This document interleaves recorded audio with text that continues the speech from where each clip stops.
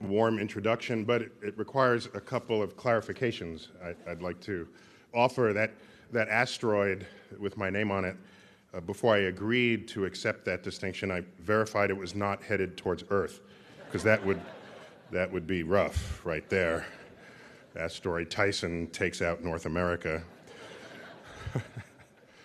Also, that People magazine distinction, sexiest astrophysicist alive. First, you have to consider the category, all right? Not something you get big-headed about, I don't think. Indeed, my wife is a graduate of Rice University, and somehow, of all the things that she remembers most, what I seem to hear most about, it was Baker Beer Bike, right? If that still happens. Now, back when she was there, the official drinking age in Texas was still 14, so I don't know.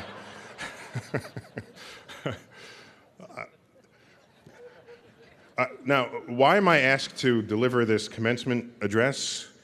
I think it's because of my association, my long association as sort of a follower and advisor of NASA. And it was announced that this is the 100th anniversary, the closing of the 100th year of the founding of the school. It's also the closing of the 50th year of the famous speech given by President Kennedy in Rice Stadium to an audience of 35,000 people titled, "We Choose to Go to the Moon" speech. That very phrase appears in the speech, and it is followed by the phrase, "Not because it's easy, but because it's hard." That speech was delivered here on the campus of Rice University. That was delivered a year after President Kennedy announced that maybe the moon is something we should do, someplace we should go to. That was first announced in Congress, May 25th, 1961. We were spooked into him saying that. 6 weeks before that speech, the Soviet Union launched Yuri Gagarin into orbit. As I tweeted about a year ago, Yuri Gagarin was the 5th mammal to achieve this feat, after a dog, a chimp, a few mice, and a hamster. But the point there is, in that speech, that's where he uttered the phrase, "We will put a man on the moon, return him safely to Earth before the decade is out." That's kind of all he said about the moon in that speech. The whole plan got laid out in Rice Stadium a year later. So you can say, oh, we had charisma and will and political motivation back then, until you look at the beginning of that speech he gave to Congress. 2 or 3 paragraphs before he says, "We'll go to the moon," he says, "The events of recent weeks, Yuri Gagarin going into orbit, if those are any indication of the impact of this adventure on the minds of men everywhere, then we need to show the world the path to freedom over the path to tyranny." It was a battle cry against communism. People were spooked. NASA got founded a year after Sputnik was launched, motivated by a Cold War climate. So what happens? President Kennedy gives his "Let's go to the moon" speech in Rice Stadium. A year later, Rice donates the land that is Johnson Space Center.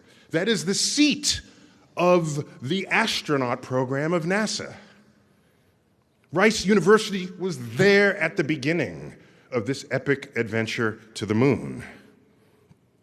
Now, I've studied this, what drives people to do things.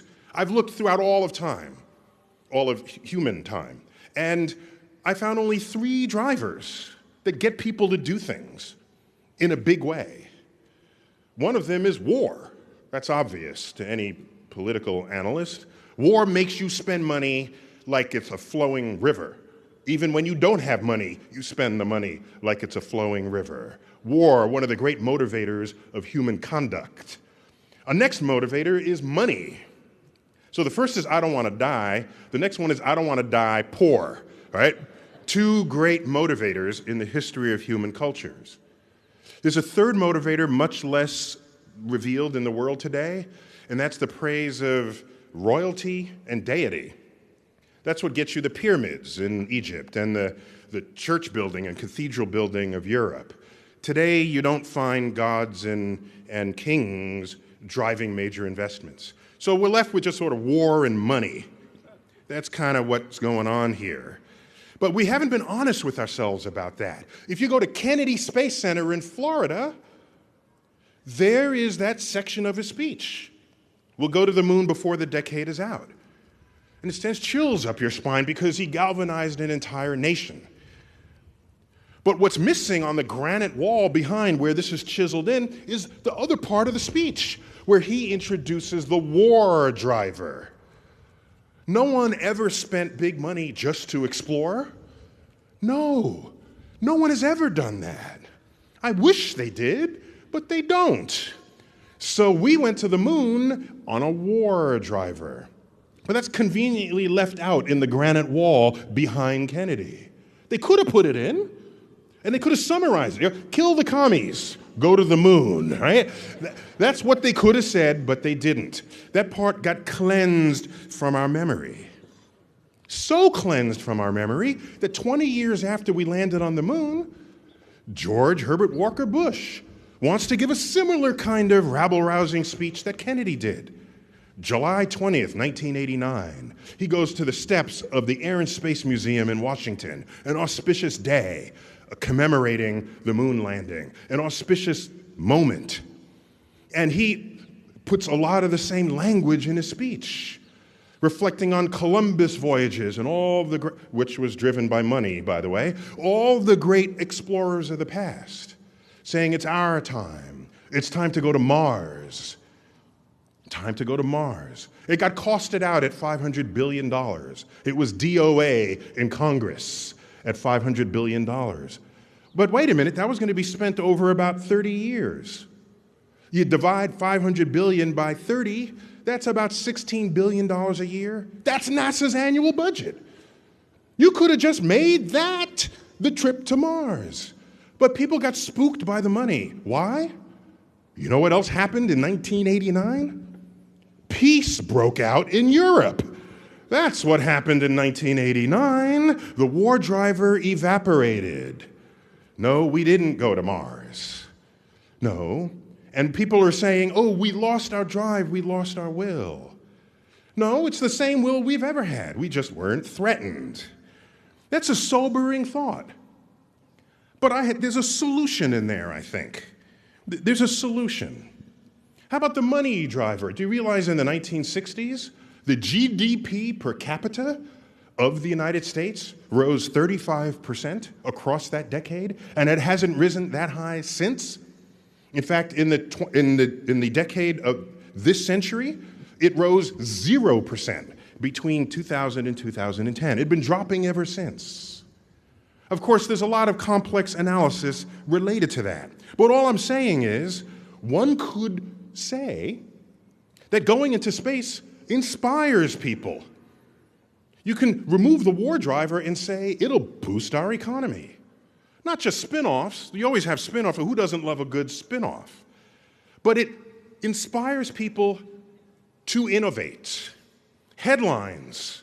We're going to the moon. We're going to Mars. We're looking for water. We're looking for fuel. We want to deflect an asteroid. These headlines hit the press. And you shape a nation into one that becomes an innovation nation. That's what was going on in the 60s. Everybody was thinking about the future. That was the bloodiest decade on American soil since the Civil War 100 years earlier. Civil rights movement, campus unrest, 100 servicemen dying a week in a hot war in Southeast Asia. We were in the middle of the Cold War. 1968, the bloodiest year in that decade, 2 assassinations. Apollo 8, an unheralded mission. Hardly ever hear of Apollo 8. The first mission to leave Earth and go someplace other than orbit. It went to the moon. Didn't land, but it went to the moon. December 1968. It orbited the moon, came around the backside. They held up a camera, and there was Earth rising over the lunar surface. That, to this day, is the most recognized photograph of anything at any time, of any object. Earthrise. And there was Earth, not as we had ever seen it. It was in display as nature would have you absorb what it is. There was Earth, not with color-coded countries. There was Earth with oceans, land, clouds. Do you realize no representation of Earth before that included clouds? No one thought to think that maybe the atmosphere is part of Earth. No one drew that before. So what happens? Here's something interesting. Over the next 4 years, 1969, 70, 71, 72, 73, 5 years, the following happens on Earth. The Environmental Protection Agency is founded. A Comprehensive Clean Air Act, a Comprehensive Clean Water Act is passed. Earth Day is founded. The organization Doctors Without Borders is founded. Where did they get that phrase, without borders? Where did that come from? Did anyone before that photo think of Earth as a place without borders? No. What else happened? DDT was banned. The catalytic converter was introduced. Leaded gas was removed from the environment. All of this happened in those 5 years while we were still at war. Something changed about us after the publication of that photo. It was a cultural response to our presence in space. It affected commerce. It affected how we treated Earth. It affected our outlook. It had us thinking about a future as never before. The World's Fair in New York City was all about the future. All about the future. The World's Fair didn't create that decade. The decade created that World's Fair. And so you know what happens? You go to the moon, you look back, and it's a whole new perspective. A cosmic perspective. We went to the moon to explore it, but in fact, we discovered Earth for the first time. That takes vision. By the way, the first president of Rice University was an astrophysicist. Look it up. What of private enterprise? They're there. They're going to help out, but they're not going to lead this. You know why they can't lead it? Because space is expensive, it's dangerous, and it has unquantified risks. You put all three of those under one umbrella, it cannot establish a capital market valuation of that exercise. Private enterprise comes later. Governments need to do that first, to find out where the trade winds are, map the coastlines of space. Then private enterprise comes in. That's how it's always happened. That's how it happened with Columbus. The first Europeans to the New World were not the Dutch East India Trading Company ships. It was Columbus, funded by Spain, in a vision that the nation had of exploration. All of you will graduate in some kind of major today. A major. But you know what your major is? You can boast what you know in your major, but at the end of the day, it's actually a stovepipe. You know a lot about this thing that sits in a stovepipe. But I just described to you the Apollo program that involved mathematicians, scientists, engineers, artists. Artists captured what this voyage was on the pages of Life magazine and Collier's magazine. Artists, engineers, lawyers, yes, there are lawyers in there too. It was an entire participation of a culture, an interplay of politics, science, technology, and who and what we were as a nation. So your diploma is really not a ticket to show off what you know. You know what it really is? It's permission to admit to yourself how much you still have yet to learn. And you know what's still left to learn? All the things that come together when great things happen in a nation, when great things happen in a world. As I said, the science, the art, the geopolitics, all of that matters.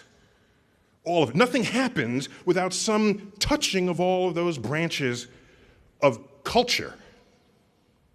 There is no solution to a problem that does not embrace all that we have created as a species. So I can tell you the original seeds of the space program were planted right here on this campus. And I can tell you that in the years since we landed on the moon, America has lost its exploratory compass. But I know the talent that is seated here, because I have conversations with my wife. I know who's in front of me right now. I know what legacy means. I know what happened here 50 years ago. I know all of this. And I can tell you that now is the time for you, the class of 2013, to lead the nation as Rice graduates once again. Thank you all for your time.